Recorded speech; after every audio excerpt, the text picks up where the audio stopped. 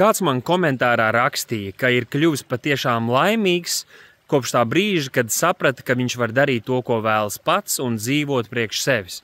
Bet tāds cilvēks, kurš domā tikai par sevi un grib dzīvot priekš sevis, patiesībā ir mazs bērns, un aptuveni 2 gadu vecumā mēs iemācāmies es, man, un netiekam no tā vaļā, līdz mēs iemācāmies, ka patiesi laimīgi mēs varam būt, kad varam dzīvot kaut kam lielākam par mums pašu.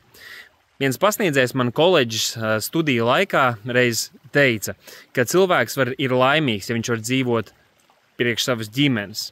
Viņš ir vēl laimīgāks, ja viņš var dzīvot kaut kam vēl lielākam, piemēram, savai valstī vai nācijai. Bet viņš ir vislaimīgākais, ja viņš var dzīvot kaut kam vēl lielākam, kas ir ārpus šīs mūsu realitātes un pasaules, kurā mēs dzīvojam. Tātad vislaimīgākais cilvēks ir tas, kurš dzīvo nevis sev, nevis saviem līdzcilvēkiem, bet savam radītājam, Dievam un Kungam. Ierakstiet komentāros, ko jūs par šo domājat.